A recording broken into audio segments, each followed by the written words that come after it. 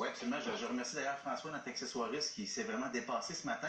Écoutez, je vais vous expliquer quelque chose qui peut paraître compliqué. Le Jetstream, c'est quoi? Bon, premièrement, j'y vais avec un ventilateur de plateau ici pour vous montrer que le Jetstream, c'est un courant d'air très puissant qui circule d'ouest en est, qui est dû à la résultante de la rotation de la Terre, mais également dû au réchauffement inégal de l'atmosphère terrestre. Donc, le Jetstream, donc, ça crée un courant d'air fort, puissant.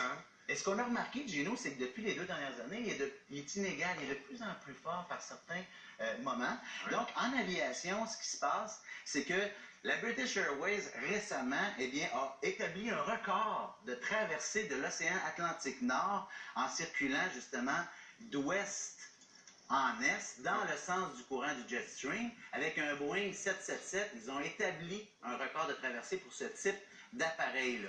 Donc, et ce qu'on remarque également, c'est que les avions qui partent d'Europe, donc d'est en ouest, eux autres, ben, ils prennent de plus en plus de temps et de plus en plus de carburant pour traverser l'Atlantique, de sorte qu'ils doivent arrêter, entre autres, au petit aéroport de Goose Bay, situé au Labrador.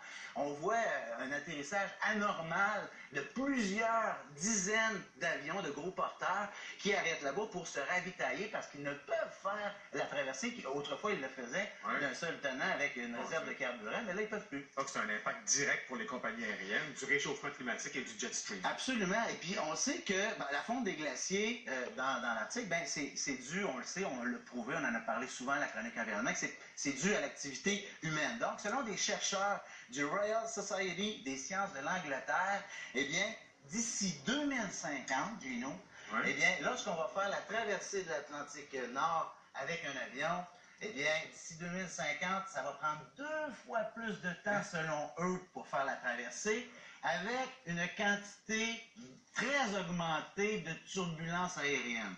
Donc, c'est pas prouvé scientifiquement, mais tout porte à croire que les recherches s'en vont dans ce sens-là. Donc, je trouve intéressant de vous expliquer un peu le Jetstream ce matin, comment ça fonctionne. Il pourrait faire le tour de l'autre bord.